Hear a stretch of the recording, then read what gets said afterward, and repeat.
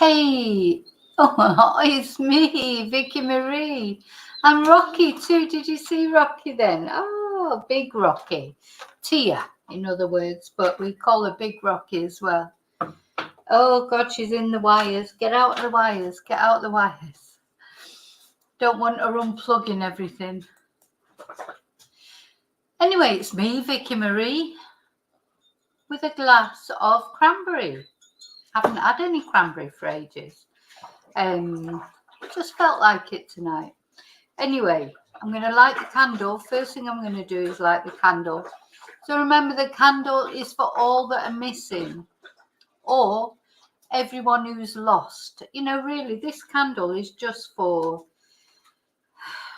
it's not only for missing people, it's not only for deceased people. It's for all of us who need it, really. We say when we light the candle, it's like a well-being candle, isn't it? We've got to think of a good name for it, because it has to encompass a lot of different things. It's just lighting a candle, feeling it's like a candle. Why is it? I don't know. But a candle is like a sign of hope, isn't it? People, either for religious reasons or for lots of reasons, people like candles for peace, for healing, for, you know, when you want to relax, you light candles, etc. There's all kinds of different reasons why people like candles. But anyway, that's the candle. I've lit the candle. Are you sick of the sight of me yet? I expect you're all fed up to the back teeth of me, because I think this is the fourth video that I've done today, so I'm surprised there's even anyone on chat.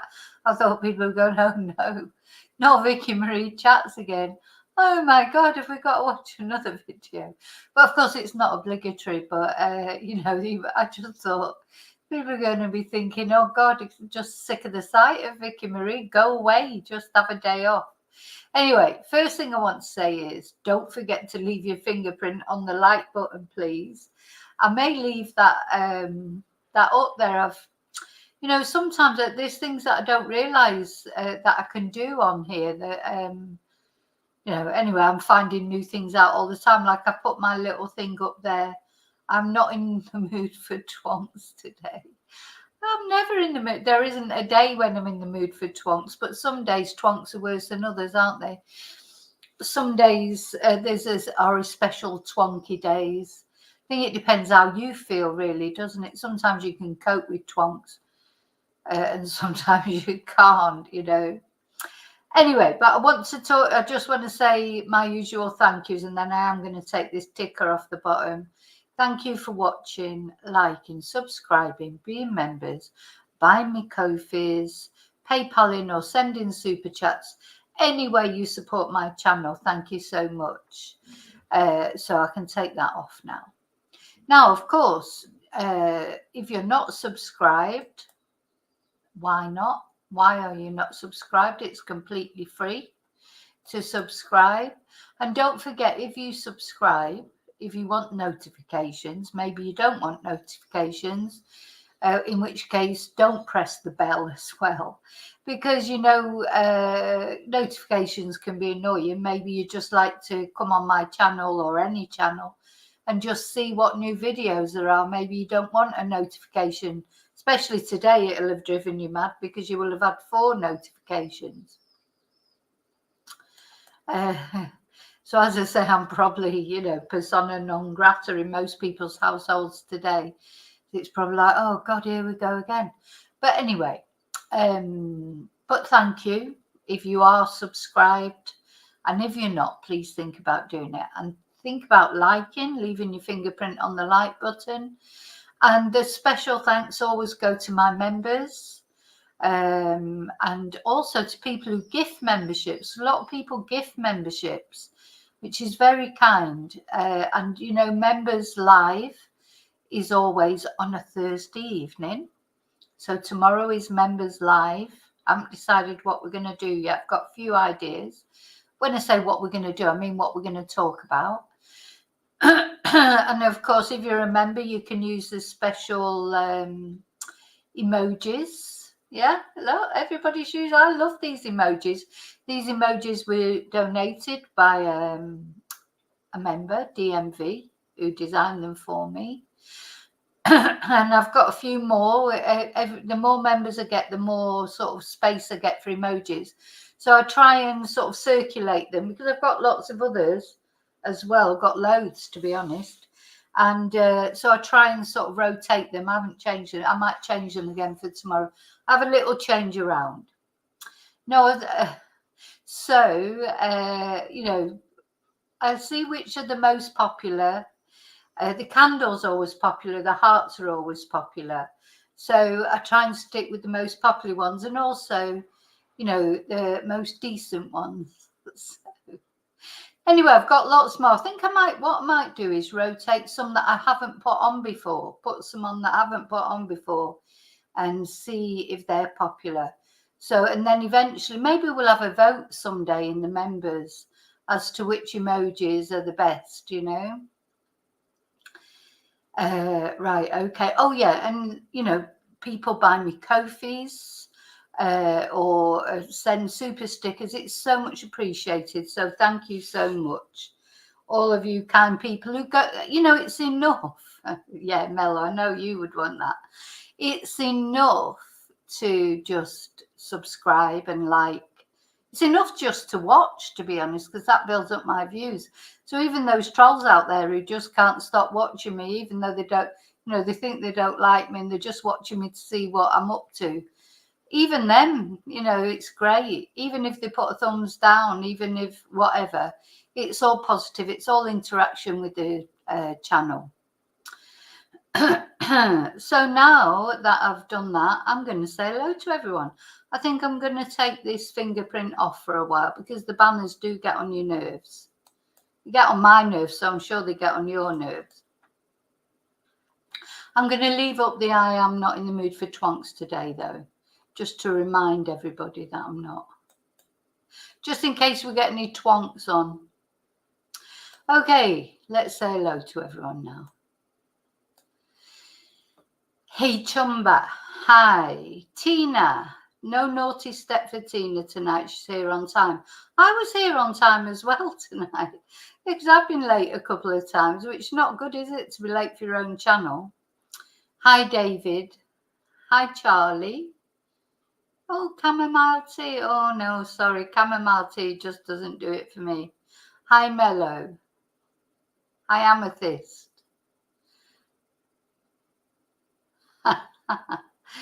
David, it is if I spend much more time on my channel than I do in my proper job, which is bad because my proper job is my bread and butter, you know, but and it's not that I don't like it, I do like it, but I do like doing this probably a bit better.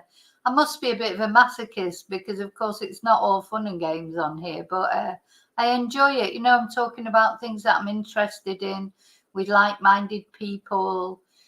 I'm looking at stories that are in the news or cases that are in the news. And, you know, I like to get other people's insight on it because none of my friends like talking about all this sort of thing. So, you know, it's, well, I've got one friend who does. But so it's nice to have someone to talk to about these kind of things that we all like talking about. Where are we? Where are we? Silver Soul. Hi, Silver Soul. Oops, just there's a notification again. Yeah, Silver, you were somebody. I think it was someone called Devon, but Mello sometimes gives memberships. Misty gifted some memberships, Devon gifted some memberships, I gifted some memberships, but I think your particular membership came from Devon. Hi, Mara. Oh, that's a good idea, David. DMV, is she on yet? She might be on later. Remind me when DMV comes on, I want a sheriff's badge emoji. Yes, that's a really good idea, actually. Sheriff's badge for my sheriff. I still haven't got round to doing the update on Rachel Marin. I need to do that. I'm going to do that tomorrow, actually. because, you know, it's been all a bit with all the Sydney incidents.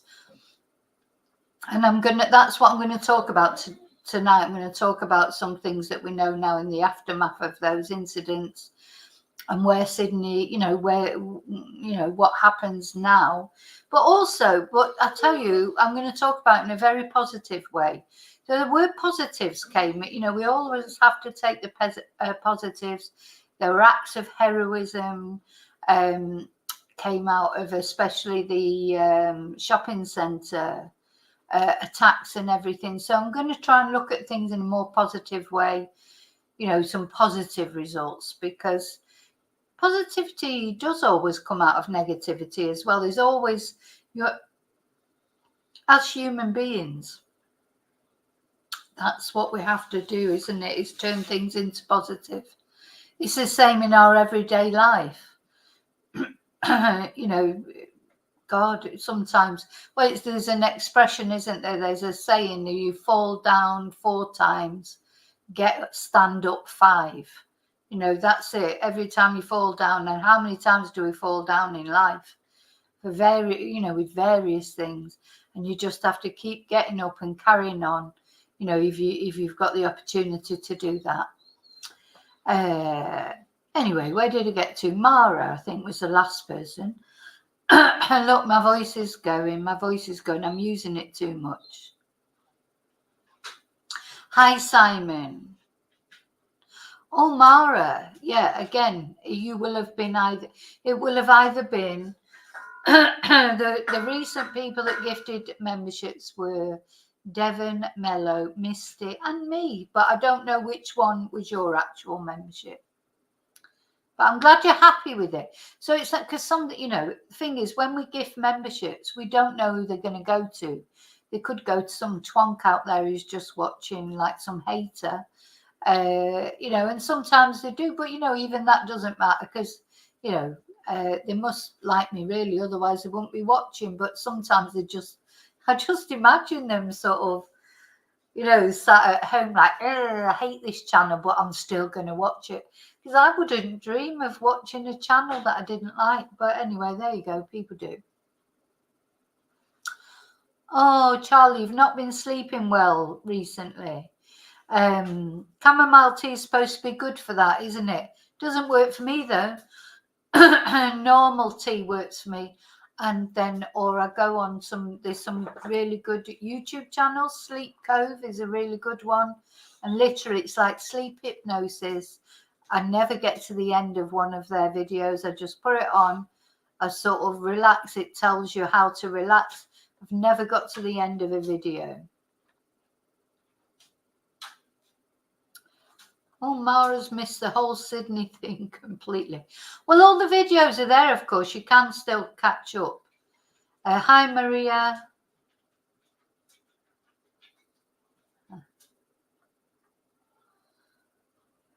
Right. Sorry, I'm reading the chat now. Yeah, good, Mara. So now you can catch up on everything. Exactly. Onward to the next Emma Stone, David. Okay. Let me put a link to Sleep Cove. This is my favorite sleep channel. In fact, it's the only one really that I use. I've tried others and they've never worked the same. That's a podcast. This is my favorite video. Now, bear in mind, I'm going to put the link on there and we're going to have a quick look at it then before we start.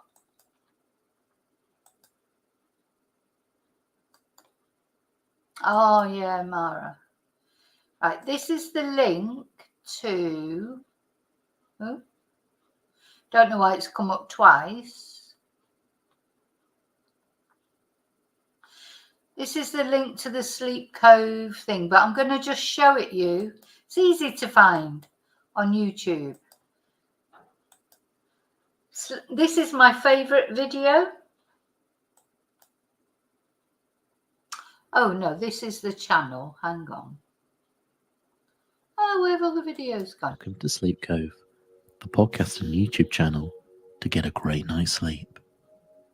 I think I've played it. I've played it a couple of times, but listen to his voice. Is a sleep meditation designed to help you go to sleep fast. Now, I can't play it for long because I might fall asleep, because there's one of his videos that is like a sleep hypnosis. And it's only 30 minutes long, but I've never got to the end of it. So this is it, Sleep Cove. That's the if you're having problems sleeping, then that's definitely what you should be looking at.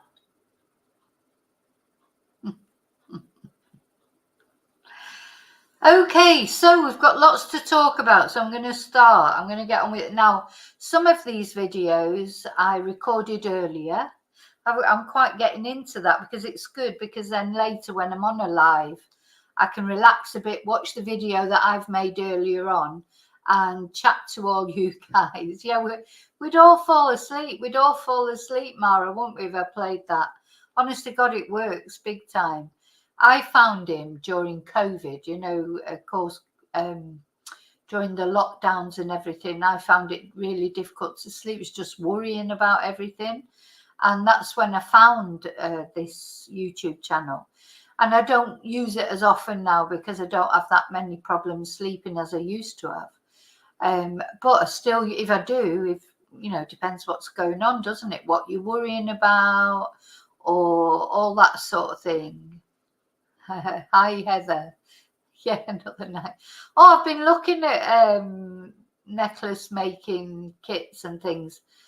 Just don't know where I find the time, but anyway, I might get into it sooner or later.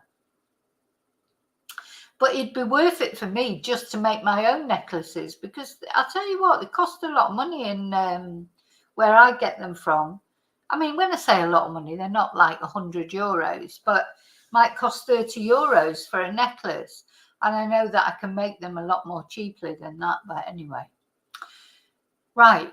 So where I'm at. So, that's right. So we'll go off the Sleep Cove thing now and let me get back to the aftermath of these. So for anyone who doesn't know, maybe there's some people out there in the world. I mean, obviously this happened in Sydney, Australia. And the only reason really probably, because I'm not in Australia and I'm not Australian, I'm British and I live in Spain. But of course, I've been covering the Samantha Murphy case. And once you start covering a case from a particular area, YouTube sort of flashes you up all information about that area. And then, of course, a lot of my lovely chatterati are from Australia now. And, people telling me about this incident, so it was last Saturday. God, it feels like much, I don't know about you, but it feels like it was much longer ago than last Saturday. Feels like it was 2 weeks ago or something, but anyway, it wasn't. So it was last Saturday, and shoppers in a shopping centre in Sydney, just going about their normal, like you do, you go shopping on a Saturday. And this guy, and I can't help but feel a sympathy for the guy, because and you'll see things that we look at today, people that saw him, witnesses. This guy was like not in his right mind, definitely not in his right mind. Doesn't excuse what he did, but he was, I don't know, possessed, mentally ill, whatever, but really, really totally out of his mind. It might have been drugs, it might have been drink, or maybe who knows what it was. Anyway, he decided to take a knife, a hunting knife, and go and stab a lot of people. So he's killed 6 people, 5 of which were women, and he's also injured many more, one of which was just a baby, a 9-month-old baby. Now, the good news is the baby girl, she is stable. It looks like she's going to survive. It looks very much like she's going to survive. So, you don't like to sort of jump the gun, but it looks like she is. And you know, the other people seem to be okay. So that was that incident on Saturday. Anyway, a very heroic policewoman. Again, we're going to see details about her. Stop this guy in his tracks.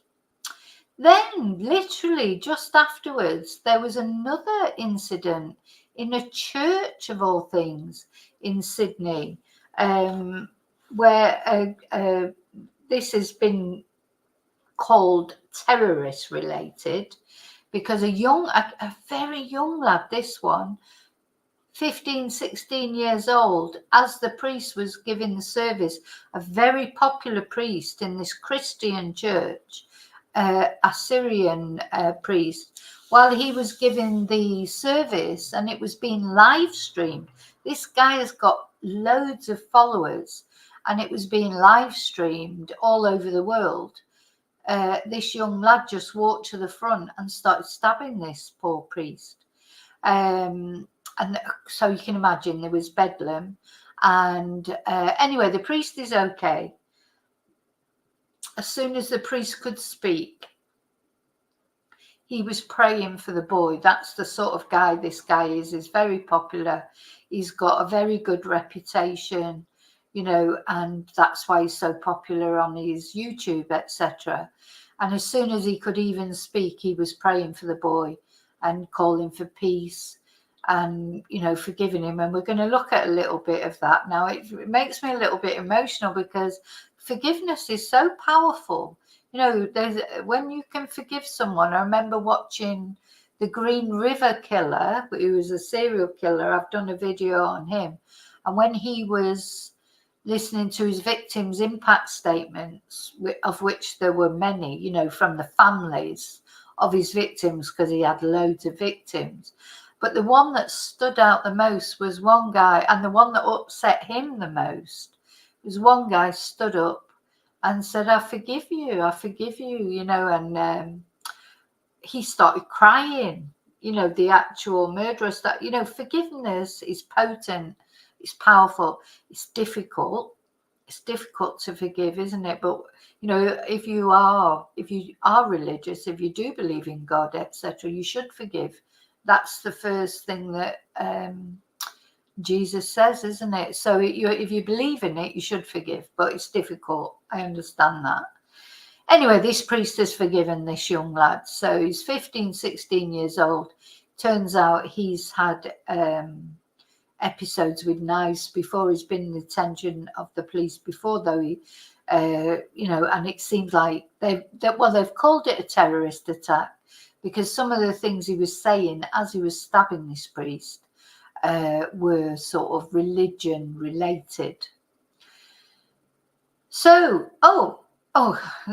you know, before I start though, there's been another incident, a stabbing, but this is like young lads, not religious related or mental health related. There has been another stabbing as well, but anyway, we're going to look at that. So where do I start? Now, the first thing I wanted to look at is something that you may not know. And I did not know, except I sort of knew because people, when it was all kicking off about this Sydney thing, some of my chatterati, they were on saying, oh, the guy's been named, but I didn't think the guy had been named. I just didn't sort of comment on it. So there were two false reports after this guy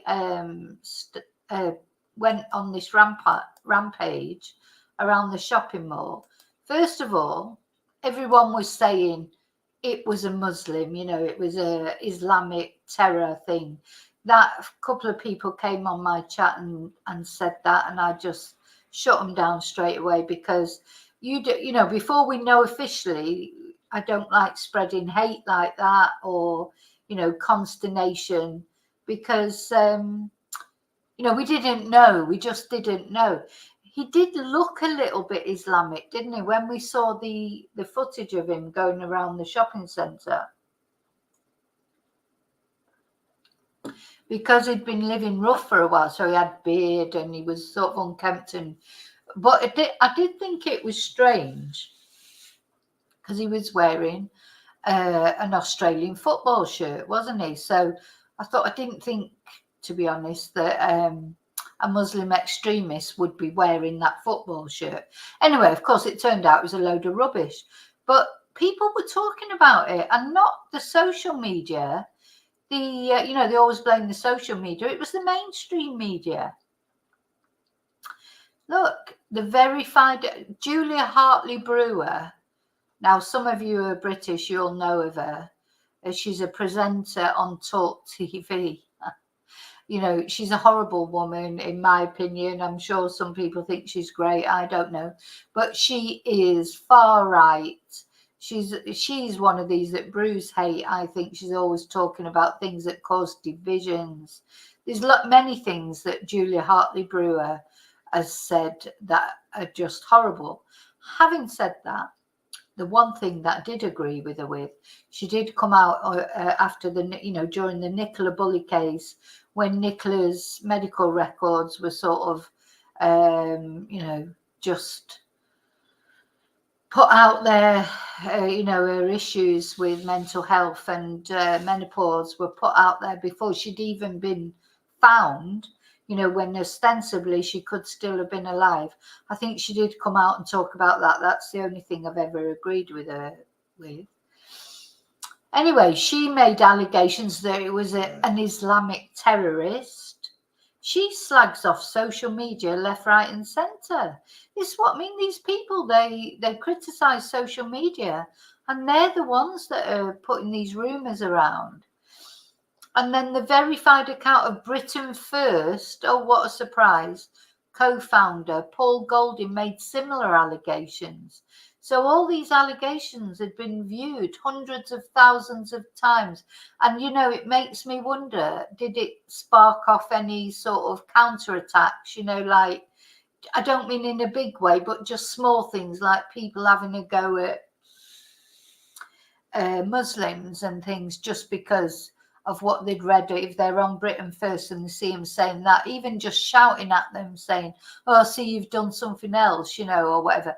And of course, it wasn't anything to do with an Islamist terrorist. It was an Australian born and bred killing other Australians, Anyway, so the Australian Muslim Advocacy Network has collected examples of xenophobic and racist remarks made in the Facebook comment thread. You can never jump to conclusions. It might be that you think, oh yeah, it probably is. Even if you think it to yourself, you can't go on the media and say that because you're just stirring everybody up. Anyway, so an Ayman spokesperson said they were full of dehumanizing tropes about Muslim people because of the high emotion triggered by the actions. We can see people's real sentiment and prejudice come to the fore. Now we've seen the opposite of this, by the way, in the other incident. So, I'm not I'm not on the side of Islamists. I'm not on the side of anyone except the human race. Anyway, so after that, so first of all, everybody was saying some people were saying that it was an Islamic terrorist. And this was repeated on the mainstream media, not social media. And then the wrong attacker was named, and there was Faye I don't know if Faye's here in chat or not, but people were saying, oh, well, he's been named, and saying that he was Israeli or he was Jewish or, making that comment. And this name, Benjamin Cohen, began to circulate online on Saturday evening, spurred on by several verified accounts on X. Because if you've got a verified account on X, people tend to think that you know more about, what you're saying is true. But that is not true. Just because you've got a verified account, that just means you don't mind paying €7. I don't even know how much it is. You can either afford or you don't mind paying €7 a month or whatever it is to be verified. It doesn't mean you're more truthful than anybody else. Anyone can be verified. You've just got to pay for it. That's all. It means you're a real person. I've sort of thought about it on Twitter. because Twitter is, Twitter is, you think YouTube's a bloody battlefield. Twitter is horrible, really. But I don't really follow many people on Twitter. I don't go on it much. I just really put my videos on there. I don't like getting into, you get false accounts trying to involve you in arguments or whatever. What's the point in arguing with someone who's not even probably a real person? Or, you get other creators. I wouldn't call them creators really, but you get other YouTube channels sort of threatening you and saying horrible things to you or whatever. You get all sorts of things on Twitter. Anyway, so this name spread on Telegram. Now, this Telegram's a funny thing. I'm not on Telegram at all, but Telegram has got increasingly popular. It's a worldwide thing, isn't it? Where Australian far-right accounts eagerly seized on false allegations the perpetrator was first Muslim and then Jewish, as well as comment sections of videos about the incident on Instagram and TikTok. So, and it was the Australian news latched onto this name as well. News 7 or whatever, one of the big news channels latched onto this name. Everybody was saying that this is what he was called. And so, they would be, you always they go all quiet then when they find out it's, a Australian born and bred man, who's got mental health issues. It all goes quiet then.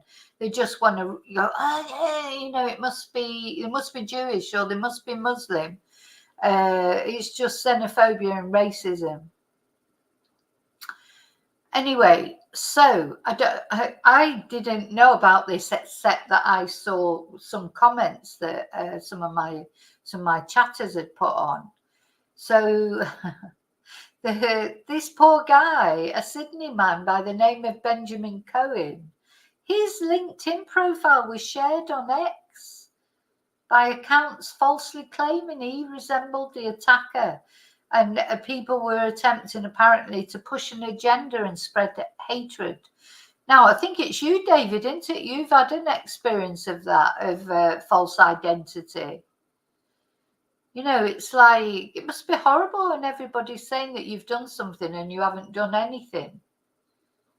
Goodness me. I hate this kind of thing. You cannot assume anything. And it happens in America sometimes. I've noticed with some of the YouTube channels that I quite like, but they're always trying to say it's an immigrant must have done it. And sometimes it is an immigrant that's done it. Of course it is. Sometimes it will be an immigrant. And then when they find out that actually, no, it's some redneck, like in the Charlotte Senna, who was kidnapped, there was a lot of insinuations that it must have been some Hispanic immigrant that had done it. And then it was found out it was this redneck, wasn't it, from, who kidnapped her, assaulted her. And anyway, luckily she was found safe, wasn't she? And she was saved, but she had been, there had been, she had been RAPED'd and that, she hadn't escaped unscathed. But he was some bloody redneck from wherever he was from, but some American. And then look at the guy that's murdered Samantha Murphy's a good old Australian boy. That's what murderers look like. They're not all immigrants or Islamic or Jewish or Chinese or Russian. Twonks come in all shapes and sizes, and they come in all, all religions. There's good and bad people in every race. So I just wanted to tell you about that first, because you may not have known about. So this was the guy that actually did hit. I mean, you wouldn't look at him and think he looks like a murderer, would you? Joel Couchy, the Queensland man who carried out the Bondi Junction mass shootings. And it was mental health issues that led to it.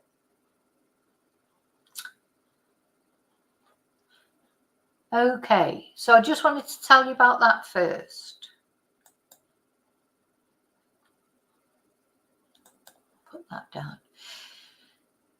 Right, and the next thing, because as I say, I've recorded a video, I'm going to put that on in a minute. Hi, DMV. Somebody remind DMV about the sheriff's badge. We decided, DMV, we need another emoji with a sheriff's badge on for my sheriff. Anyway, everyone's loving the emojis. So thank you so much for them. So now, I don't know if you know about Bollard Man. Now, of course, this is a hero. Let's have a look. This is what we're going to look at first. This, I didn't get a chance to put this on the other video. I have got a video that I've recorded earlier, but I found then a few extra bits that I wanted to add on. So, do you remember Bollard Man? So they nicknamed him Bollard Man because the guy, when God, his name's just gone.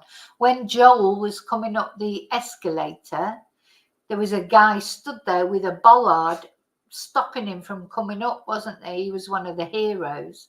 Anyway, it turns out he's French, and he's he's an immigrant, and he's there in Australia working as a labourer, and I think he's gone through his first process of visa.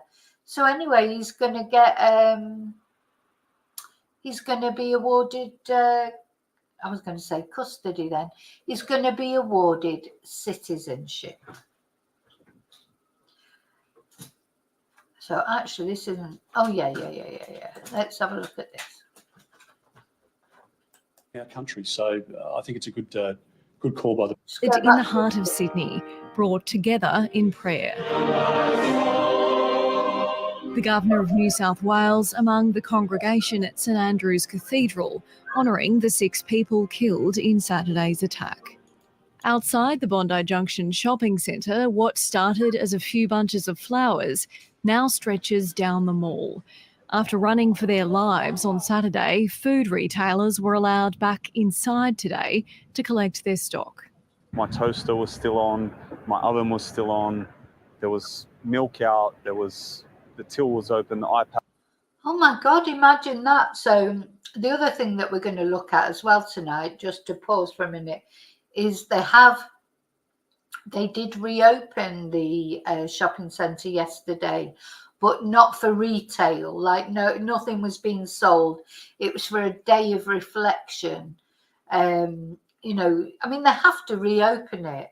You know, it's a very delicate subject, obviously, because, well, it was a crime scene, but it'll have all been dealt with now. And then it's when, you know, the respect, when do you reopen?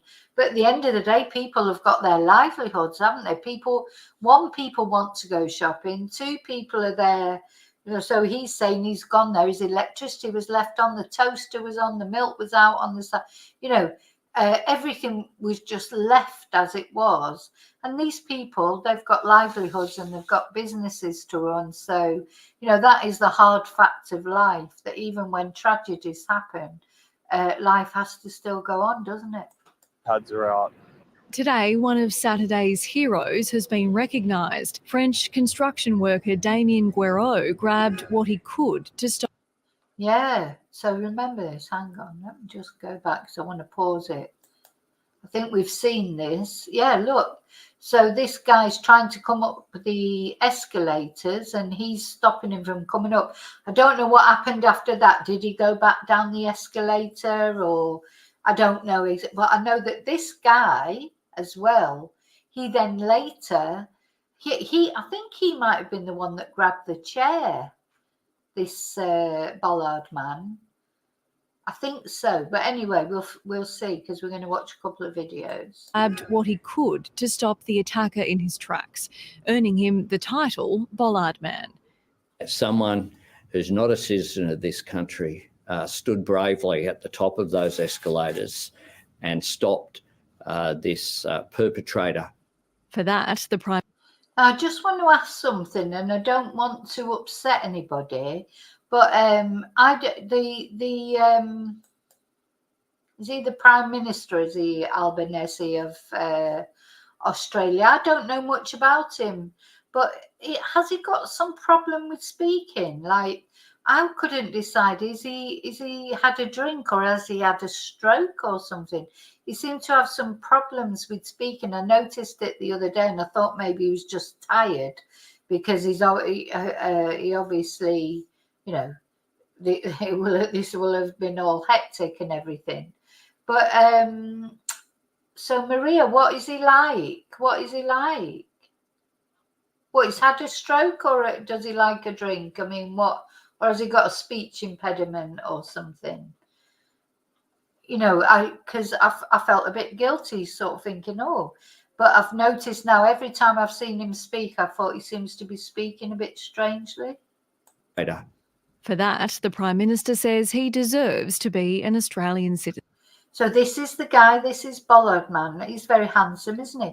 But you know what? He looks a little bit like, because Joel, when you see the pictures of Joel, the actual perpetrator, he was handsome, wasn't he, when he was younger and that? I mean, he's been down a very dark road, one way or another, whether it's because of drugs or drink or combination and mental, you know, probably a bit of everything. But he actually looked a little bit like this guy. I say this to Damien Guerrero, who is dealing with his visa applications, that you are welcome here. You are welcome to stay for as long as you like. Mr. Guerrero's lawyer says he's been offered permanent. Yeah, there he was. That was him. I think that was him who grabbed the chair as well. Look, there. Yeah, no, he hasn't got shorts on. Charlie, that's him, I think. So not only did the Bollard thing, but he, hi Tracy, not only did the Bollard thing, but he grabbed the chair as well. His lawyer says he's been offered permanent residency. He embodies the Anzac spirit, and we would want people of that character in our country. So I think it's a good call by the PM. Some of the victims' families came to Bondi Junction today to walk through the centre in private. It's now up to Westfield to determine when and how the shopping mall reopens to the public. I think people come back in solidarity, but it's eerie in there. An investigation continues into why Joel Cauchi committed such horrific violence. I've made it also clear we may not ever get an answer.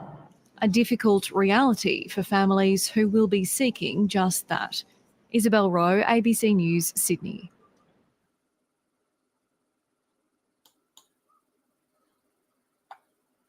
Okay.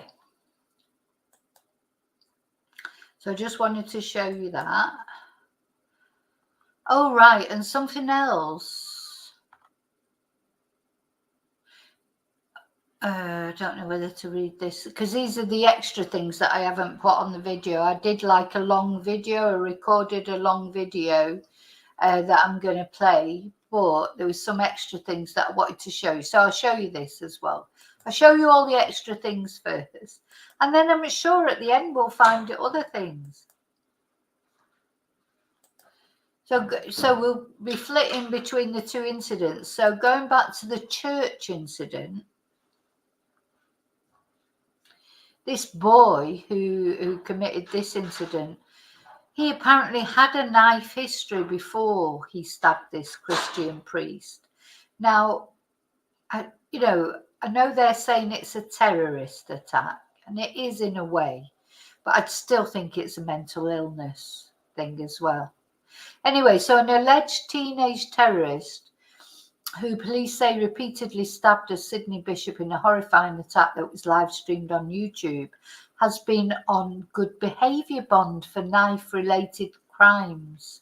So he had issues with knives before.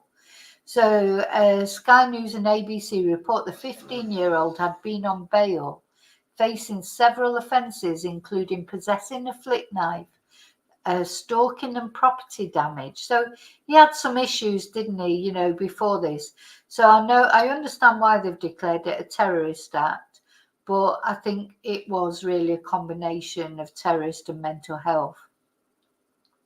So apparently the crimes were proven but dismissed in favour of a good behaviour bond, which remained active when he allegedly stabbed Bishop Mary Emanuel.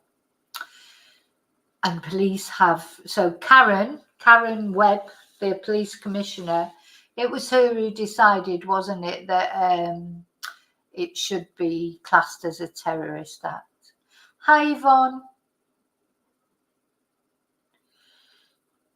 So meanwhile, oh, and that picture's awful, isn't it? When you know, this poor old guy, I mean, you know, he's an old guy, and this is a young, sort of big, strong 15-year-old lad. So he is lucky to be alive, this priest. So God has, and he has forgiven this boy, you know. So anyway, then of course there was a riot, wasn't there? Then there was the big riot because people gathered outside the church and they wanted the police to bring out the lad. You know, and the police couldn't do that. You know, people are saying maybe the police were heavy-handed. I'm sure, you know, all those things are probably true. That's the dog making that noise. She might start snoring in a minute. What? What's that noise she's making? Oh, what? Sorry, I've got to do the emoji because this is Tia making. She's going to start snoring soon, I think. Yeah, she's giving you the sound effects. All right. Oh my God, she's really making a noise. Meanwhile, furious police have vowed to track down every un-Australian thug who attacked officers while they responded to the alleged terror attack in scenes that rocked the nation. It's okay. So two separate, it's Princess Tia. So two separate task forces have been established. I don't know if you can see, if I turn the camera around a bit. Can you see her? She's asleep. She's asleep on the chair next to me. You can see her, can't you? Bless her.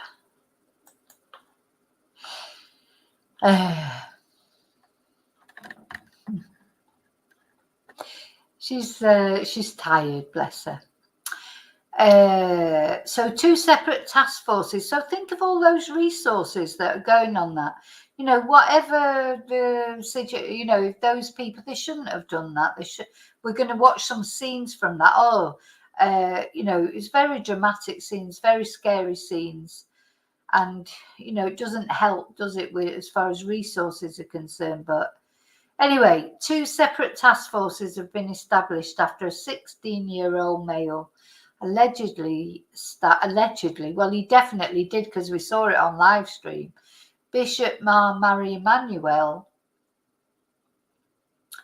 at the Christ, the Good Shepherd Church in Wakeley, the city's west, at 7:10. Anyway, so he was shouting Allahu Akbar. So he definitely, you know, he was anti this priest, you know, and he did make religious comments like that. And that is why Karen Webb decided to call it a terrorist incident. But personally, I do think that it was a terrorist incident, but I think this boy's got mental health issues. So it turns out that his family, they've had to go and hide in a mosque. They've had to go and, you know, be sheltered in a mosque because they're worried for their lives now. I mean, you know, you can't have, you know, you wouldn't expect Islamic extremists to gather like this and riot. You know, you'd be anti that. So the Christians shouldn't have done it. That's the only thing I'd say. I understand they'd be frustrated. This priest apparently is so popular, you know, and everybody was angry about it. And of course they were angry about it. I do understand that, but, you know, it wasn't really the ideal thing to do. Let's just have a look at this video and then I'm going to put on the video that I prepared earlier.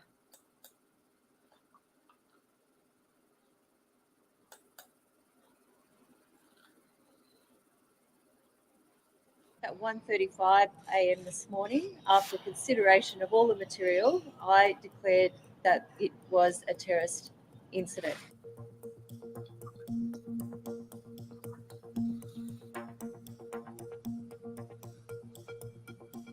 الدرسن تفوا اشقيلو كم تريشا وقت.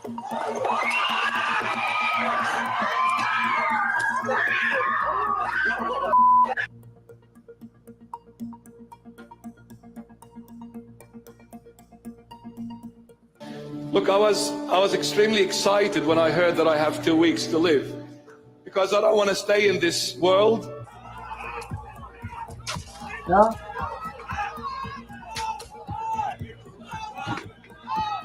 People jumping the fence here.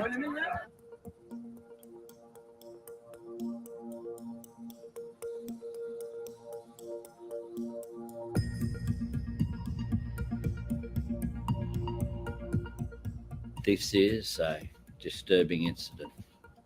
There is no place for violence in our community. There is no place for violent extremism. We are a peace-loving nation.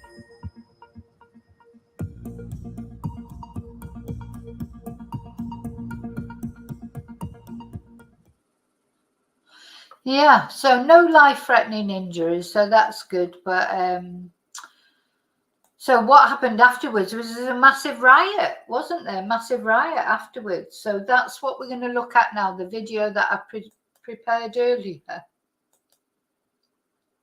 And there's a bit of everything on here. And so just I'm going to play the video and then I'm just going to talk about the different things. Chumba, he said that Allah Akbar, as he attacked him, he said it, apparently.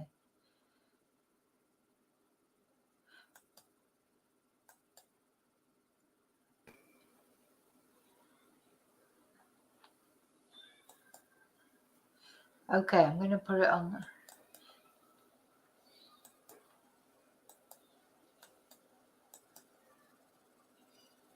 Laws that Queensland police claim have already saved lives. An 18-year-old man stabbed to death, allegedly knifed by a gang of teens, with 3 more charged overnight. Oh, so this was a completely different incident. So now there's been 3 incidents. Hopefully that's the last one, because I must admit I was thinking, oh my God, these things are supposed to come in 3s. Is there going to be another one? This is a completely different incident.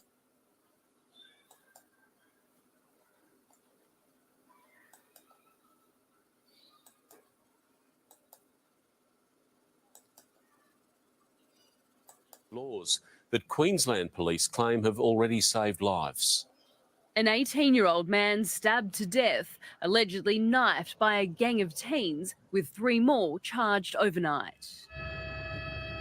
Sydney's recent stabbings have cut the city deep. 7 lives. So yeah, so that there's been 3, literally within a couple of days, 3 incidents. Lost, 15 others injured. We were sick to the guts when we heard that. Brett Beasley knows the pain these families are feeling. His 19-year-old son was stabbed to death on the Gold Coast in 2019. In honour of the teenager, new legislation was brought in. Those that opinions say aye. Under Jack's law, Queensland officers can use metal detectors to search people in all safe night precincts and on public transport. It's just like... I think that's a brilliant idea, isn't it? It's like a barcode thing, and they just pass it over people, and they can tell if they, you know, if it detects if they've got a knife or whatever. You know, it's a brilliant idea. Why hasn't every policeman got one? Getting pulled over and having a random breath test. 100% lives have been saved. 100% certain that we have a reduced crime because we've taken those weapons off the street. Jack's law was introduced in Queensland in March last year. Since then, more than 500 weapons have been taken off the streets. 51,000 people were scanned, resulting in almost 1,400 arrests. It needs to go Australia-wide, and every single police officer, I think it should be part of their kit. Civil libertarians argue these tighter laws won't help. it arguably would not have stopped these tragedies from occurring. We don't have a knife crisis on our hands. We have. Well, I agree with her in one way. I don't think it would have stopped that attack happening, because at the end of the day, he was 50 years old and he probably wouldn't have been the sort of person that would have been targeted by the police. But having said that, if they, if the police would have stopped him and put that over his rucksack, they would have seen that he had a great big hunting knife in there. So it makes you wonder, maybe they should do that whenever anybody goes into a shopping centre. Maybe they should just have one entrance, and everybody going into a shopping centre should have their bags scanned by one of those. Maybe that's an idea. And I don't like them talk about civil libertarians. I mean, you need the freedom to be able to go walk places where you feel safe. I wouldn't mind someone checking my bag. I'd rather that they did check it, to be honest. I don't think that's against your civil liberties, is it? A mental health crisis. We want people to live their life without a knife. The state government hasn't ruled it out. Natasha Squarey, 7 News. Good evening. The father of a teenager who allegedly stabbed a bishop inside a church in Sydney's West reportedly had no idea his son may have been radicalised. After the attack, the father fled to his mosque. Yeah, so here again, we saw Joel's dad being interviewed, and you couldn't help but feel sorry for Joel's parents, because at the end of the day, that was their son. But, they felt awful, about it. They'd been through hell, hadn't they, with him all his life, really. And now we're hearing the same now with this boy's family. Apparently his father or his family, they've had to go and seek refuge in a mosque because they're terrified that people will come and, after watching the riots afterwards at the church by the Christians, they're terrified that they're going to come after them. And you can't blame them, really, because because he's been named. He wasn't supposed to be named, but his name has been given out. So everybody knows, people know who his parents are and where he lives. Mosque, too scared to go home, fearing he may be set upon by rioters who'd already turned on police. At the church where their colleagues became targets, police were back today looking for the rioters responsible for Monday's mayhem. It broke out after a Syrian Christian bishop, Marmari Emmanuel, was stabbed mid-sermon. The attack live-streamed to thousands lit a match in Western Sydney, but before police could even get the alleged teenage terrorist out of the church, the 16-year-old's identity was being shared on chat groups. This kid has been poisoned. His name is... These kids have been poisoned by a monster that has the radical Daesh mentality. Today, his parents didn't respond. So they named him on TikTok and that, and they said he's been, what did he say? He's been radicalised by, let's have a look again. Let's just see. The attack live-streamed to thousands lit a match in Western Sydney, but before police could even get the alleged teenage terrorist out of the church, the 16-year-old's identity was being shared on chat groups. This kid has been poisoned. His name is... These kids have been poisoned by a monster that has the radical Daesh mentality. Today, his parents didn't respond to that claim as they packed up and left their home. Is there anything you want to say about your son's actions? Do you think he was radicalised by someone at all? His family seeking guidance from local Muslim leaders. You would never have seen a more humble, simple father than the boy's father. He was distraught. He would not go home. He was scared to go home because he thought he was going to get arrested. Did he see the signs? He said no. All he saw was a troublesome teenager who wasn't listening to his father. Detectives are now investigating whether the teen was influenced by anyone else and if he was a known threat. Where did he come from? Who's behind it? Is there any other imminent threats? And did the government know about it? It's not the first attack like this in Sydney. We have seen it before. So yeah, Chumber in Manchester, all your bags were searched as well, because we had so many bloody bomb scares. I don't think they were searched as you went into a shop, but anyway, they could be. And I think I told you when I went to Madrid recently and I got on the train, we had to go through security to get on the train. I was quite happy, and they took a pair of scissors off me on the way back. When I think about it, if I would have known that there was security going on the train, I wouldn't have taken the scissors, but I didn't realise. But I'm glad they did, because you don't want to think people are getting on it. Because once you're on that train, you're stuck on it for 2.5 hours. You'd have to pull the emergency cord. It'd be easy for some terrorists to get on a train and stab everyone. And Spain has had a lot of terrorism over the years, not from Islamic groups, but from ETA, and the breakaway groups in the Basque region. There's been some terrible terrorist attacks in Spain over the years, and some not that far away from where I am. So I'd be quite happy to have every time I walked into a shopping centre, I just had to have someone put one of them scanners over my bag. I'd be perfectly happy with that, to be honest. Unfortunately, there are parallels with the tragic death of Curtis Chang in 2015. So too the 2016 arrest of teens outside a Bankstown prayer hall plotting an attack with hunting knives. I think it's a reminder that terrorism hasn't gone away. It takes different forms, it evolves, and we see different types of terrorism. Violent extremism has no place in this country.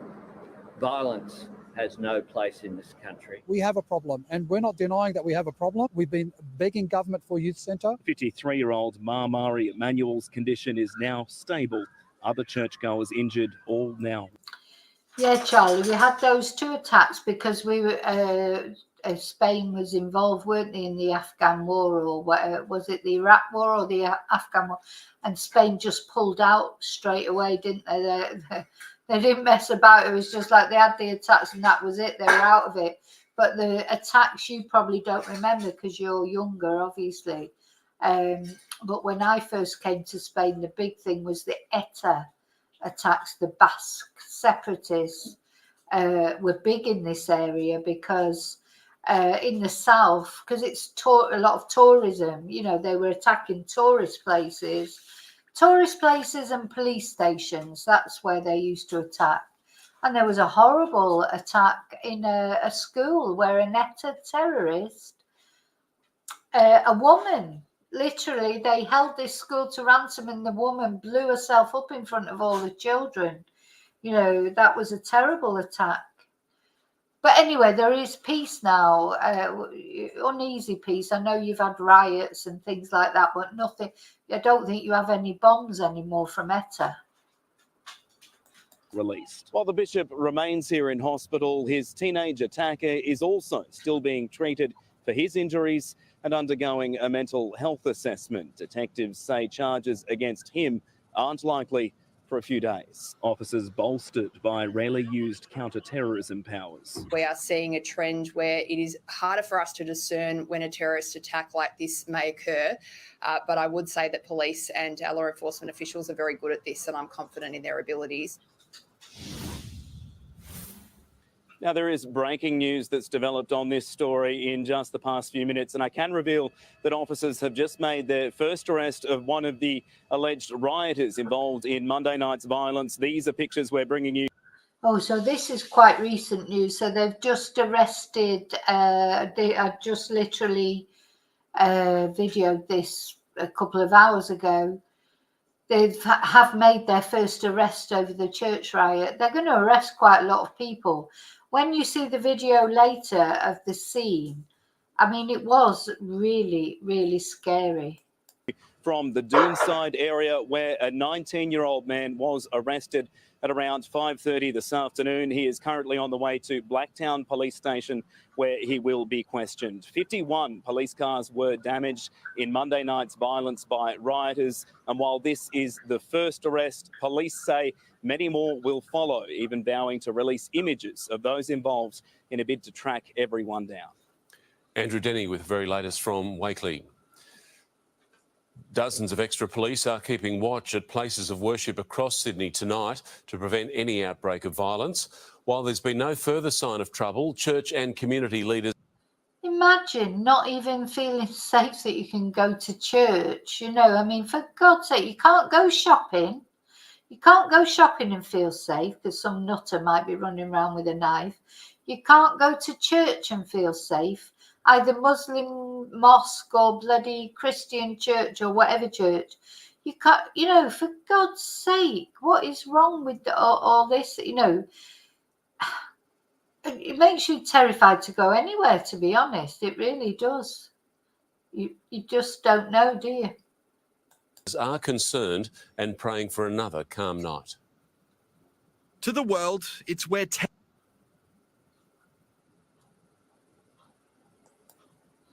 Oh, sorry, this is probably me messing with the video a bit.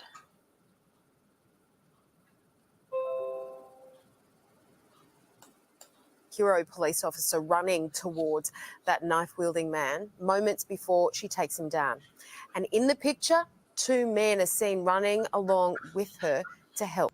Now, this is a very interesting interview. They're interviewing 3 men that were there at the time when that woman, the police officer, stopped Joel Couchy in his tracks, and they're witnesses that are telling exactly what happened. It's very interesting.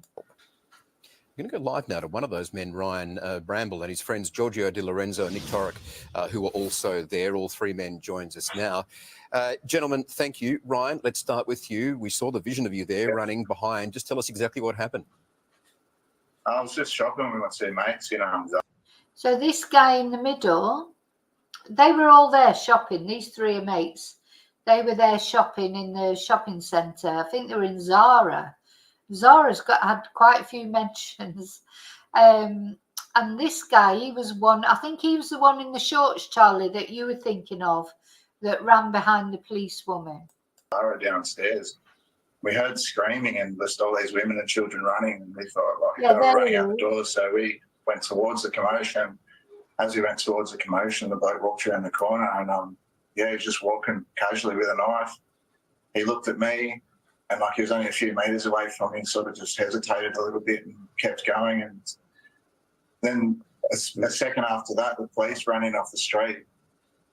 And she said to me, she's like, where's the bloke? And I pointed in the direction to the bloke. And we all started chasing after the guy, and we chased him up the escalators and for 300 metres. And then we got to the end. She told him to drop it. She gave him a couple of chances. And he stopped, and he stopped, turned around at us. And she drew a gun, and she told him to. Yeah, and she let it go 3 times into his chest, and he was just on the ground. She was amazing. Just a minute, let me try and shut the dogs up. Hey, shh! They're on the roof barking. They're on the solarium at the top barking at some dog that's going past. Right, let me put that back a bit because you probably didn't catch that. We thought, like, they were running out the doors, so we went towards the commotion. As we went towards the commotion, the bloke walked around the corner and, he was just walking casually with a knife. He looked at me, and like he was only a few metres away from me, sort of just hesitated a little bit and kept going. And then a second after that, the police. Yeah, so he saw him before that, and the guy saw him, looked at him and kept going. He wasn't going to attack him, was he? Because he looks like he might put up a fight. He was definitely going for women, probably because they're just easier to attack. You know, looking at this guy, I mean, he seems like a lovely guy, but he's got tattoos all around his neck and that. If you looked at him, you would think he would, you know, the Joel would be scared to tackle him because he'd know that he would be able to deal with him, or he'd think that he might be able to deal with him. He weighed it up. He thought, oh no, I'm not going to go for him. I'll go and find some poor woman who's a lot more vulnerable. Running off the street. And she said to me, she's like, where's the bloke? And I pointed in the direction to the bloke. And we all started chasing after the guy, and we chased him up the escalators and for 300 metres. And then we got to the end. She told him to drop it. She gave him a couple of chances, and he stopped, and he stopped, turned around at us, and she drew a gun, and she told him to. Yeah, and she let it go 3 times into his chest, and he was just on the ground. She was amazing, to tell you the truth. She handled it, honestly. couldn't have done it better, to be honest. Absolutely well. Just clarify it, because you talked over each other and the line's a bit difficult. Just one of you say, what did she say and what was the reaction? She said, drop it. She said, drop it. And she hadn't even had her gun drawn at that time. It was still in a holster, and she asked him to drop it. And he still didn't. He paused and he had the knife like this, and then he went to just charge at us. And as he's charged at us, she drew the gun and just blew him away. 3 shots, bang, straight in his chest. And Giorgio, what did you think of her? I mean, she's being called the hero cop. Do you think she was pretty brave, the way she bolted in there and how she kept her cool? Absolutely amazing, honestly, to do that. And then I was part of the standoff when he turned around and looked at us all and then looked at her, and he sort of gauged his options and then just ran at her. And for her to act that quickly was amazing. Yeah, and Nick, what about you? Because we've been trying to get a piece of the... Yeah, so that's interesting as well, isn't it? So they were all there, those 3 boys and her were there, and what he's saying is that Joe looked and gauged his options and went for her. But unfortunately for him, she was the one with the gun. You know, he probably would have been better off going for one of the others. But I think, he was definitely targeting women, because women, he would think, were more vulnerable, more easy to attack. But maybe he didn't really, because, well, he must have realised she had a gun. Maybe he didn't think she'd do it.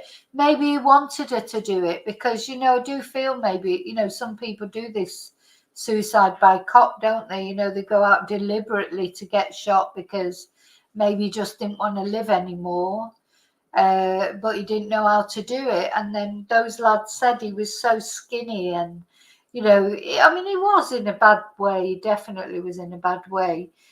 I'm not defending him, but you could see from what they've said that he was like he'd just lost it, sort of thing. But I hope this girl is, this policewoman is okay, because, that won't be an easy thing to carry with you. That's maybe I expect it is the first time she's killed somebody.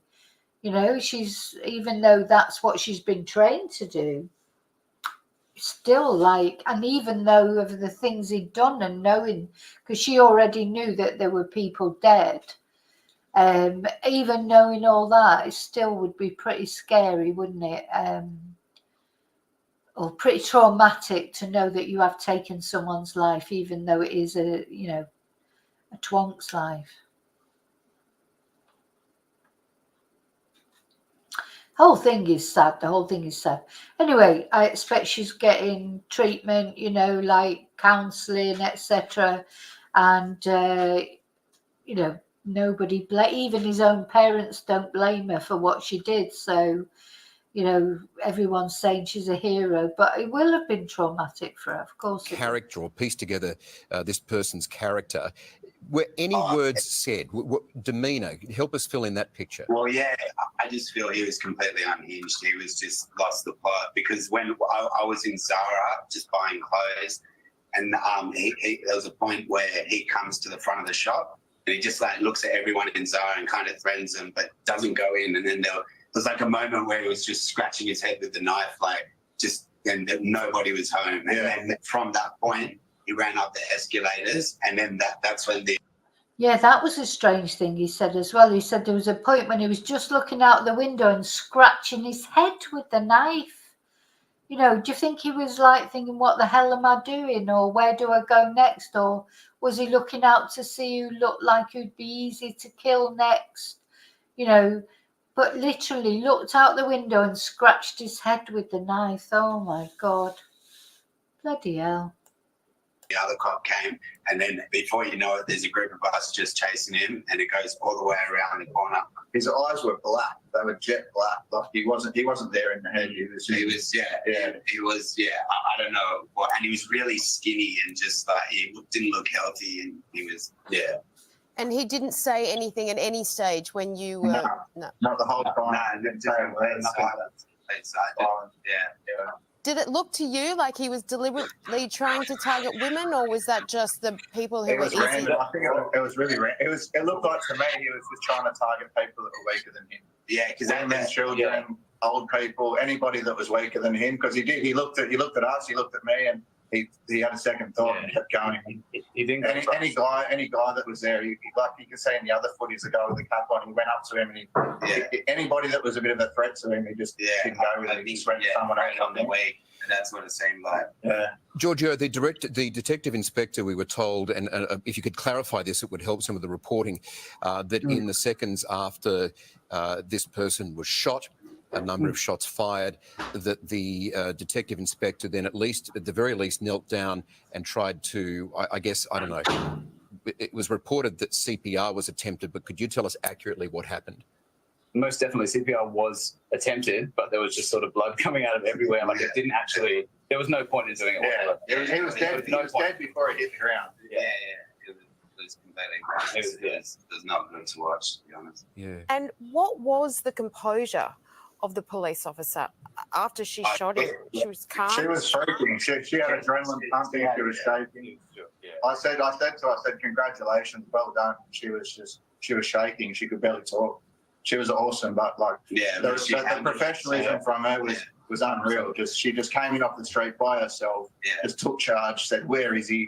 and just went for him. No hesitation at all. What happens then, gentlemen, because obviously there are other people around at the same time, so many people have witnessed, you've witnessed it directly, and I'm feeling for you in that sense. But did people feel reassured? Were they in shock? Did other people start running? What happened? It was a bit difficult because people didn't know what was going on.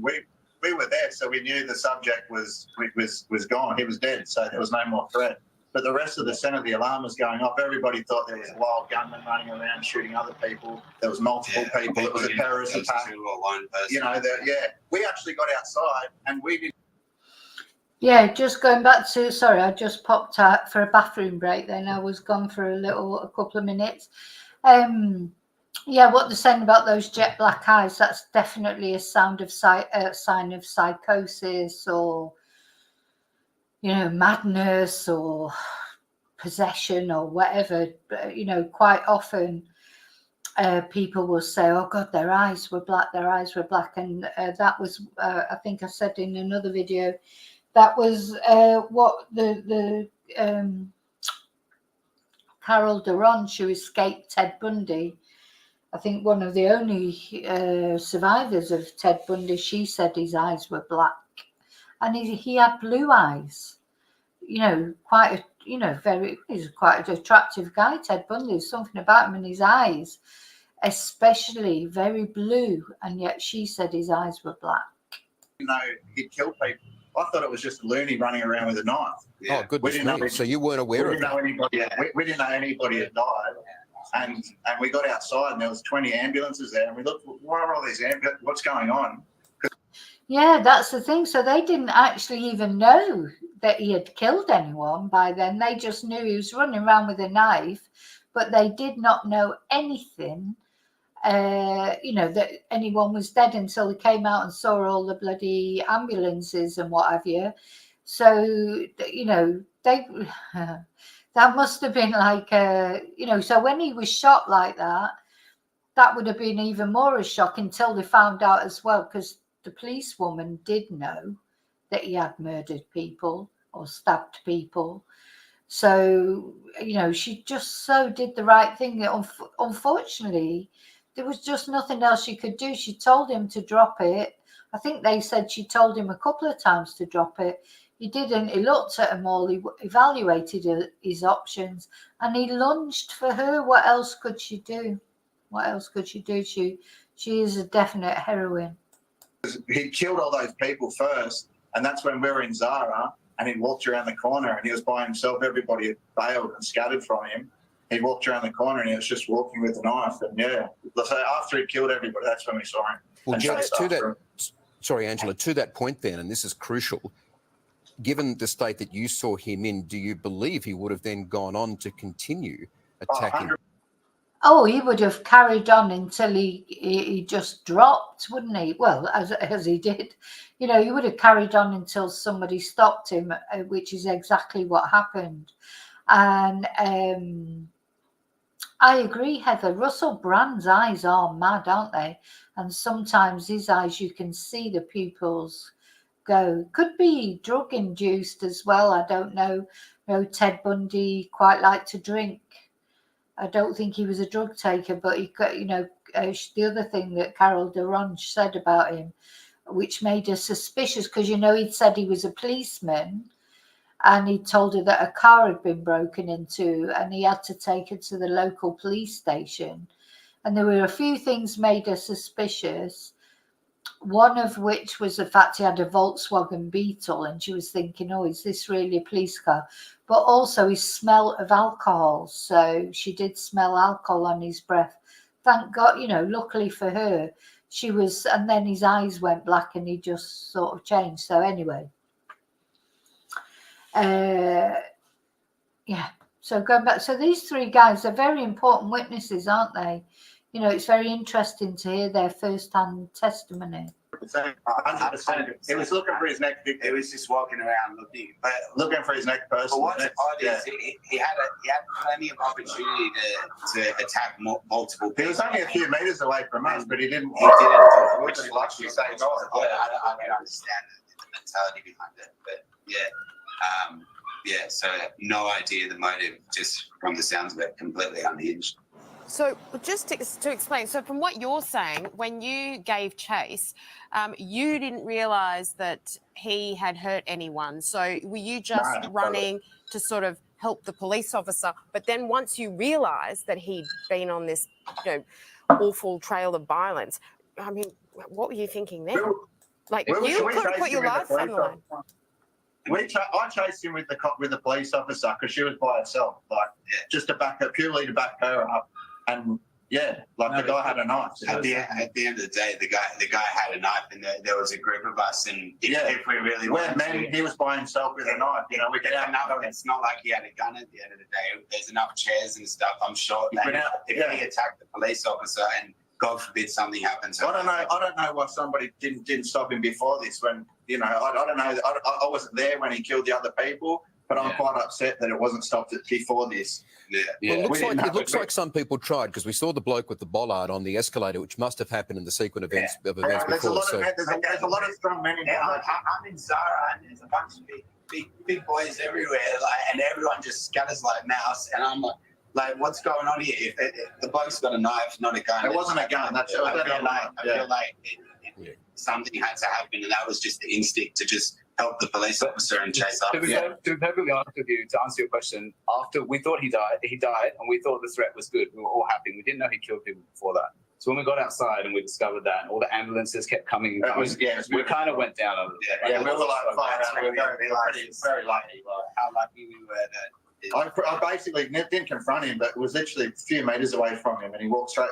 I was very, very lucky guy. Can I just clarify, the pictures that we're looking at, was it one of you men who had the chair, or was that another?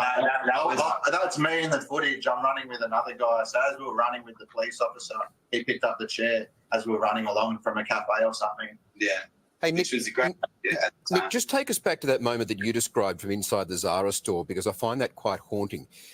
You said he scratched his head with the blade at one point and stared through the window? So pretty much I was in the Zara store, and then everyone just starts running into the Zara store, and he was right at the front just before you got to the escalators, like at the shop front. And there was just a moment where he was just like scratching his head with the knife and just like looking down, just like it was like, what have I done kind of situation. And there was a moment confused, just complete. And then from that moment, I don't know, something else snapped in his head, and then he started storming up the escalators. And then from that point, the police officer started chasing, and then it went from the first floor to the second floor, and then that's where it ended.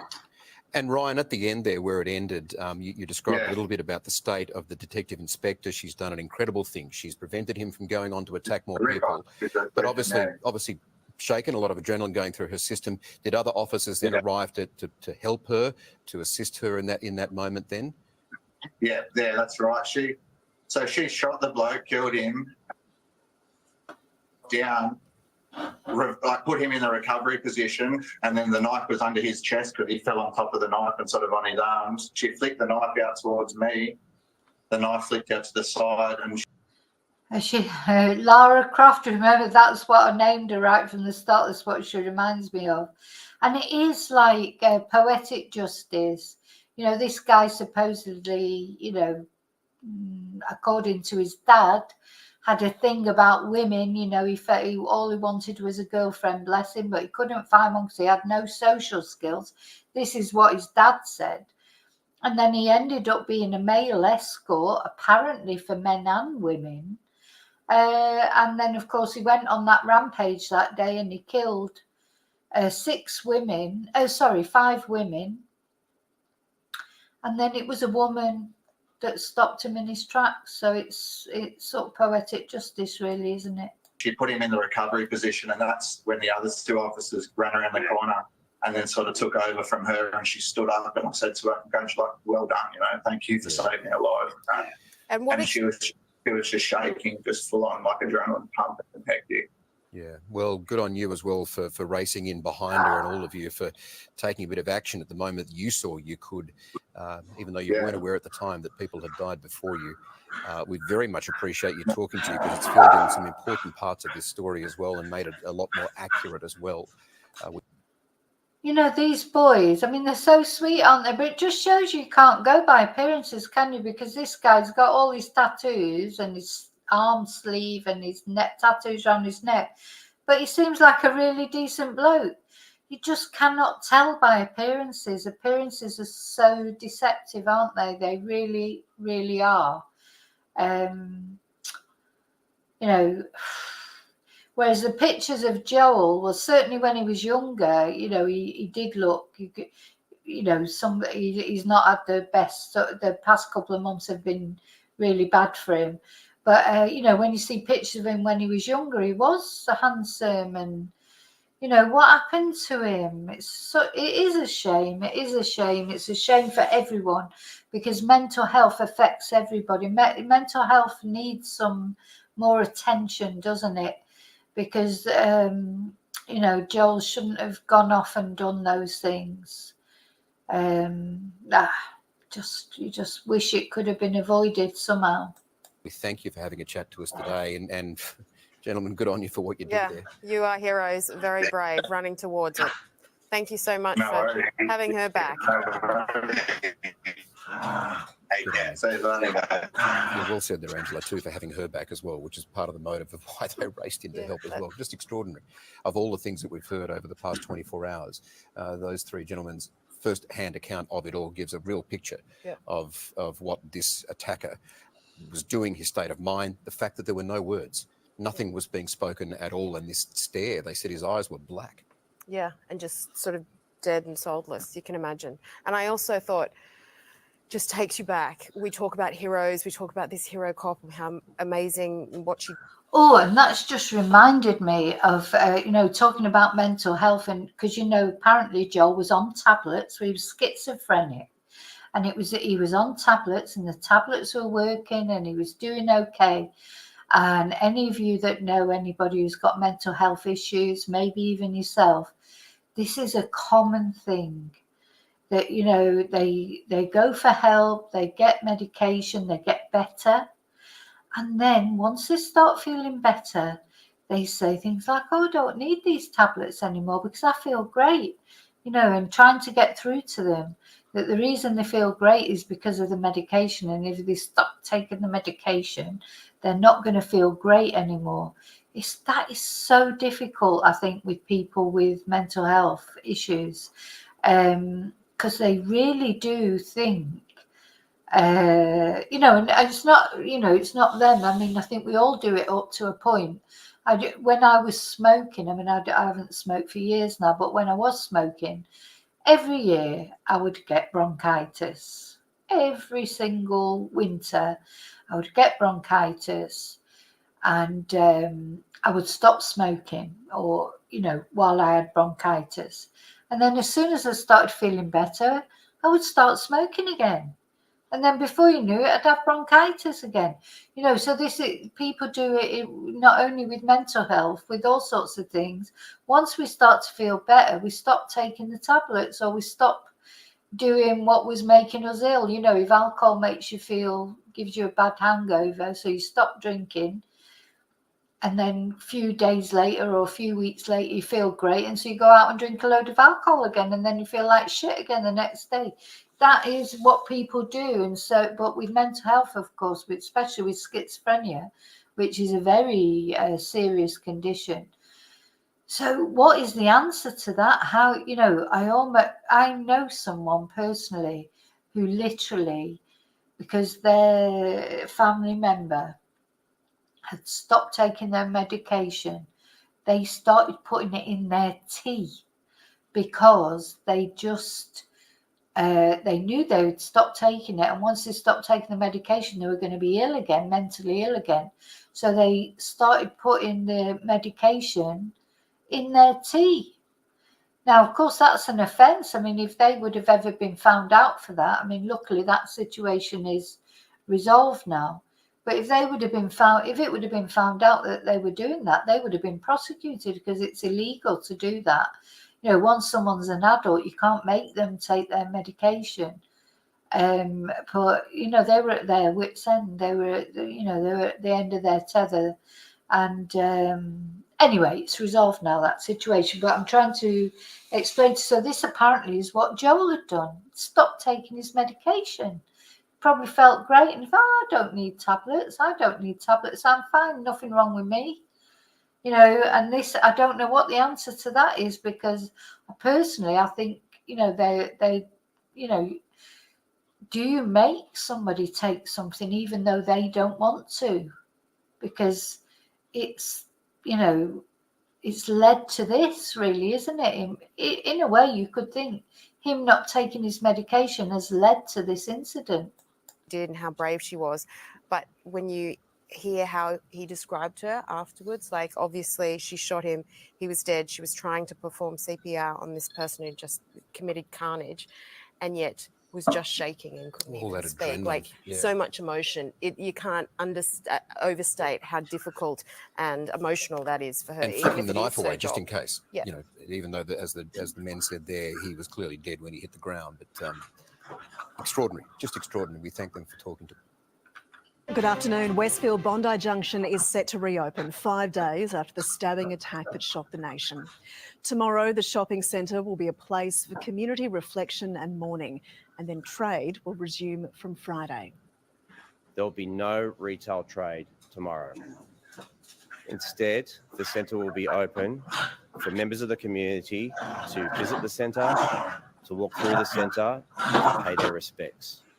And 5 mayors from the city's western LGAs joined together to lay wreaths outside Westfield, showing a united Sydney and paying their respects to the victims. The father of a 16-year-old accused of stabbing a bishop inside a church in Sydney's West allegedly fled to a nearby mosque the night of the attack, too afraid to return home. Erin Ramsey has more. Okay, so it's going to talk a bit now about the parents of the young lad who stabbed the priest in the Christian church. A member of the Lebanese Muslim Association has told 9 News that the father of a 16-year-old boy accused of stabbing Bishop Mari Emmanuel on Monday night spent the evening driving the streets of Western Sydney. Him and the boy's mother today seen gathering the last of their belongings before moving out of their home. Their son, now in police custody, accused of stabbing the 53-year-old bishop inside the Christ the Good Shepherd Church at Wakeley as he delivered a Bible procession. The distressing act caught on the live stream as chaos erupted both inside and outside the. All that hate, isn't it? You know, you can see that boy, the hate in him as he attacked the priest, and then this family, they've had to sort of leave their home. It's awful. Church, the boy's father sought shelter at the Lakemba Mosque. He was distraught. He would not go home. He was scared to go home because he thought he was going to get arrested. He thought he was going to get his house was going to be firebombed. Did he see the signs? He said no. All he saw was a troublesome teenager who wasn't listening to his father. The bishop remains in hospital in a stable condition after undergoing surgery. A member of the congregation, the first to speak on behalf of the church. Bishop Murray immediately stood up when he could, prayed for the perpetrator, said, I forgive you, we've got you, everything's going to be okay, you're going to be okay. I think there could be no greater and clearer message about forgiveness in the path moving forward.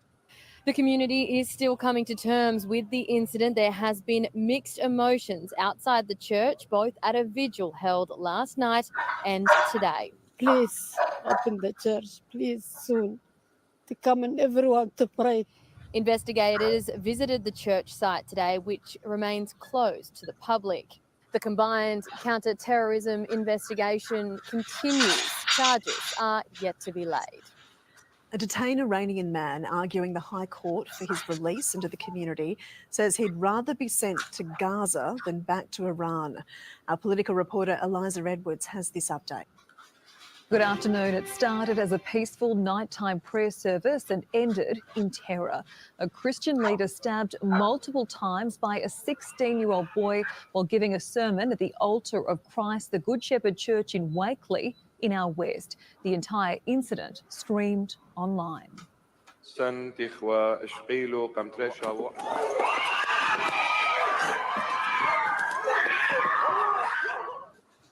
Police arrested the teen at the scene but were very quickly forced to take shelter with paramedics as a crowd of more than 500 people swarmed the church, attacking police and rioting in the surrounding streets.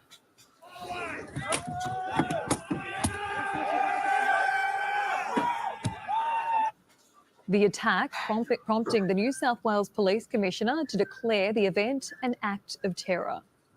At 1:35 a.m. this morning, after consideration of all the material, I declared that it was a terrorist incident. Strike Force Katrina has been established to investigate that side of the events last night. Our reporter Alex Heinke was right there as the riot squads moved in. Now, I really do feel sorry for Karen, as I've said. God, she must be thinking, bloody hell, when's she going to get a night off? But this footage now that's coming up, it's honestly the reporter who takes his footage, it's very good the way he's really got involved in the whole thing to really give you a good idea of what the riots were like. You know, very scary. Oh, and I'm so sorry to hear about that DMV. So imagine having to have your details tattooed on you. That is sad. That is very sad. Followed them as they worked to bring the highly volatile situation under control. What we're going to be seeing here is heavily armed police. These guys' missions is to get into this church. What they're going to be doing is coming through here. If you look around to your shoulder, this is a strong police presence. There might be 50 to... So just to remind you, it took 3 hours before they could get the wounded out of this church. You know, get the because he was wounded, you know, the lad who'd done it, and of course all these people were outside demanding that he be brought out now. But of course the police couldn't do that. You know, they couldn't just sort of throw him to the mob. So it was 3 hours, wasn't it? A 3-hour standoff. Everybody was, the paramedics couldn't leave. Nobody could leave the church. They were like holed up in the church. 60 officers here. They'll be moving to allow these vehicles in. There's still a lot of people further down the road. What we're seeing right now is police in that very strong line. They are pushing this crowd back. You can see here, tensions are just starting to flare. We've got more police behind right now as they move in to try and pull this man out of the church. Get back! Get back!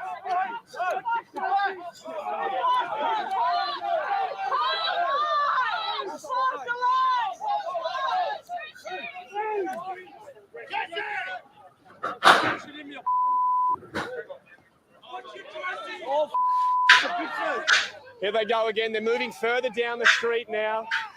We've just seen a man get pepper sprayed just here. This man here is just being pepper sprayed. Pepper spray is being used as authorities continue to move people. Look at the pepper spray going from the police. You know, it's like, I tell you, this guy, this reporter, he was right in the middle of it. It's very good footage to give you an idea of how it must have felt to be in the middle of those riots. Pull back.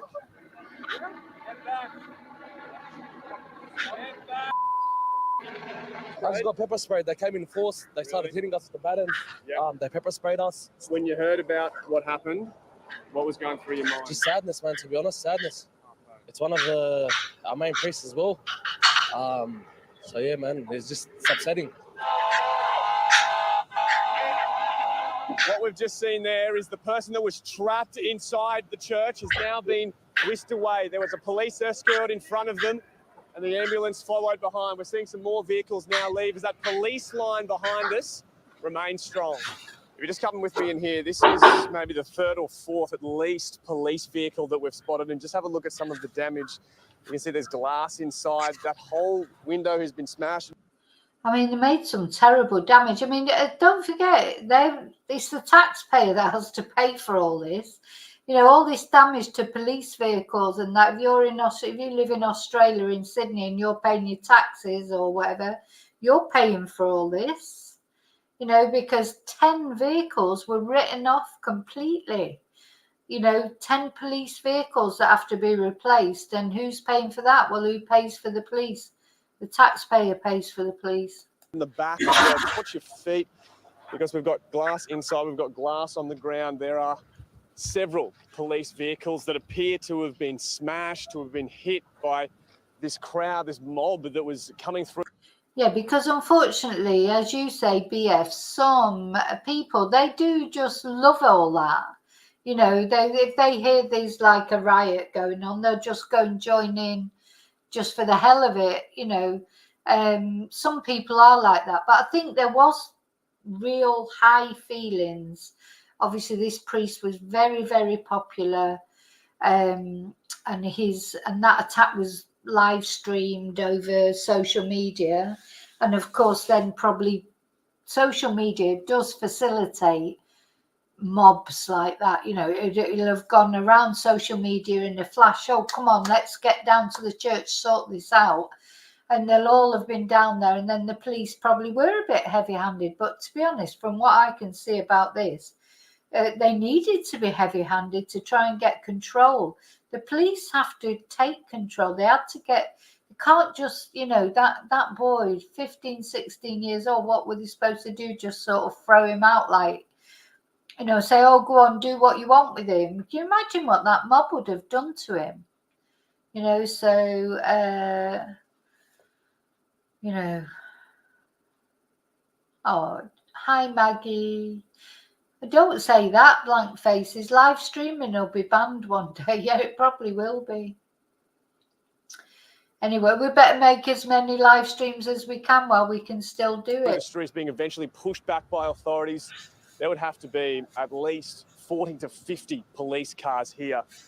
Many of them, there's like this one, are damaged. So what we have here is this line of heavily armed police. They have been going through the streets and clearing everyone that doesn't live here. If you just see beyond this police line, that is the group that is of concern right now. They have been hurling abuse. You can see they're covering their faces as well, almost trying to taunt. Hey, Misty. Hi, Misty. Nice to see you here. Police into moving forward on them. And these officers here, they are really pushing through, trying to clear out these streets and eliminate that threat as quickly as possible. It looks like the crowd over that side of the road is calming down. Things are de-escalating a little bit. They have pushed back, although the taunts are still coming. We just heard over the police radios as well, just to be wary and I guess just to look out for any. Those idiots that we just saw there, let's just go back a little bit. You know, they're just bloody... into moving forward on them. And these officers here, they are really pushing through, trying to clear out these streets and eliminate that. Remain strong. You're just coming with me in here. This is maybe the third or fourth at least police vehicle that we've spotted. And just have a look at some of the damage. You can see there's glass inside. That whole window has been smashed in the back as well. Just watch your feet, because we've got glass inside, we've got glass on the ground. There are several police vehicles that appear to have been smashed, to have been hit by this crowd, this mob that was coming through the streets, being eventually pushed back by authorities. There would have to be at least 40 to 50 police cars here. Many of them, there's like this one, are damaged. So what we have here is this line of heavily armed police. They have been going through the streets and clearing everyone that doesn't live here. If you just see beyond this police line, that is the group that is of concern right now. They have been hurling abuse. Look, this group here, they're just there, you know, because they've got nothing better to do, really. They're not there probably because they care about the priest or whatever. They're just like, you know, some people just like a bit of trouble. You can see they're covering their faces as well, almost trying to taunt police into moving forward on them. And these officers here, they are really pushing through, trying to clear out these streets and eliminate that threat as quickly as possible. It looks like the crowd over that side of the road is calming down.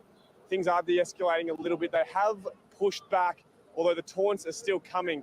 We just heard over the police radios as well, just to be wary and I guess just to look out for any projectiles that these people might be throwing.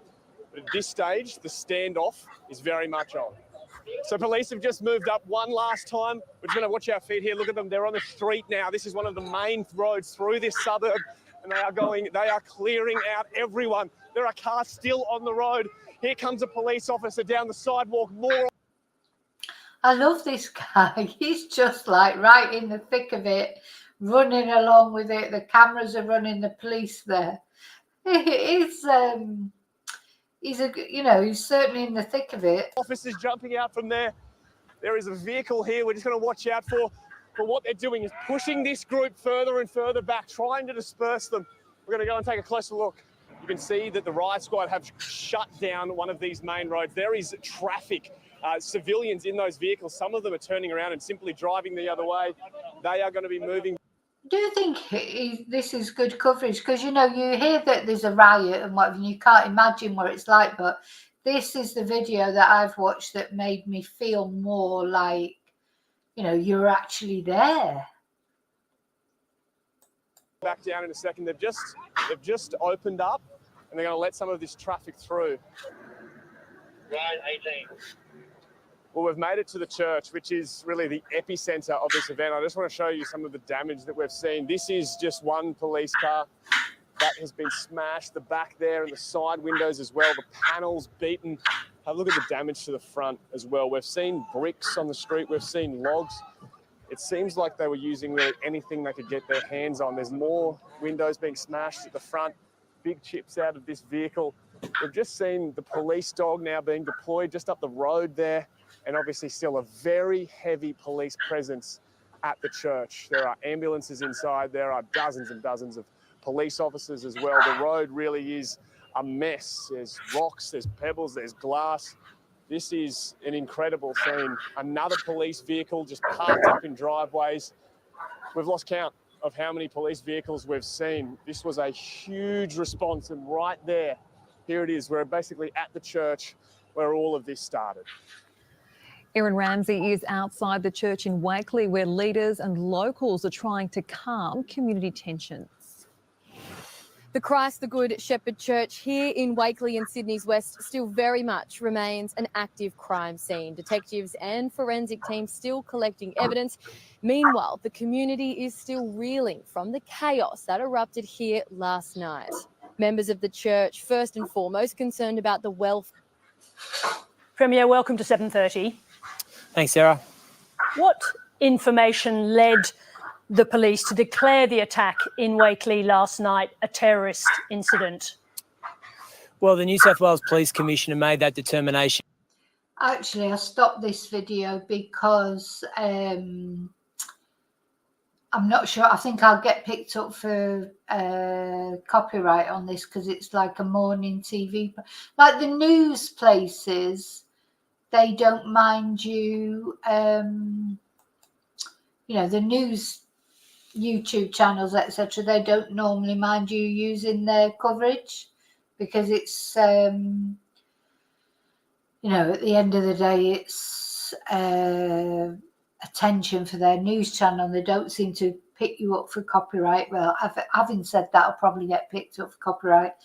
But anyway, I think hopefully I've given you a good idea of the sort of general things that happened in the incidents in Sydney, and let's just hope that now. So I presume tonight, or well, say tonight, which is today in Australia, I presume the shopping centre is open normally today. So yesterday, if you like, it was open, but it was just for a day of reflection. It wasn't open for retail. There was no retail going on there. But I would imagine sort of as it comes in up to the weekend, it will be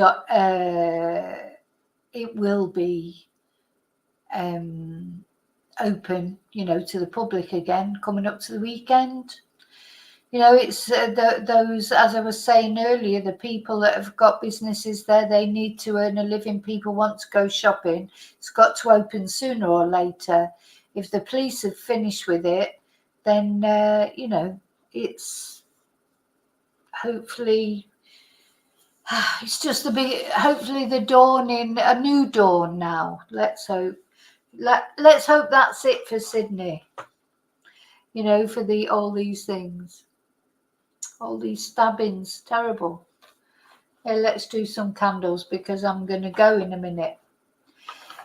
So I just checked to see if there was any news about Samantha Murphy. Not so far, but of course it's coming into daytime in Australia. So hopefully there might be some news.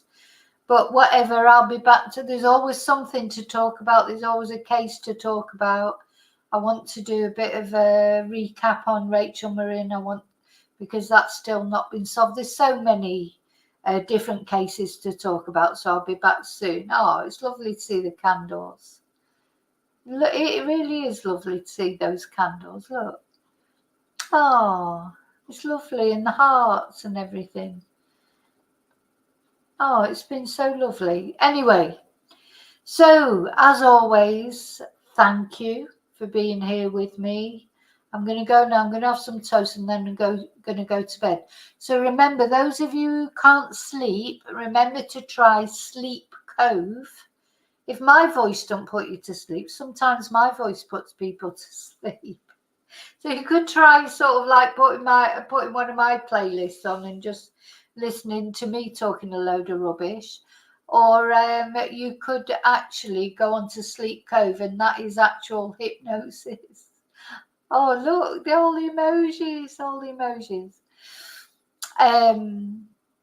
So remember to live and love wisely, carefully. Just look after yourselves. You know, and I just need to say, I did message or email Jean, and I haven't heard back from her, so I hope she's okay. If anyone sees her on another channel, just let me know she's okay. Maybe she doesn't want to watch my channel anymore. That's fine. I'm just a bit concerned about her now because it's been quite a long time since we've heard from her, and it's unusual for her not to reply to an email. So anyway, take care. Look after you. You are the most important person. That's what you've always got to remember. Because other people are important, but you are the most important person, because if you don't look after yourself, you can't look after anybody else. And I'll see you really soon in the next video. And until then, may your God go with you. Night, night. Bye.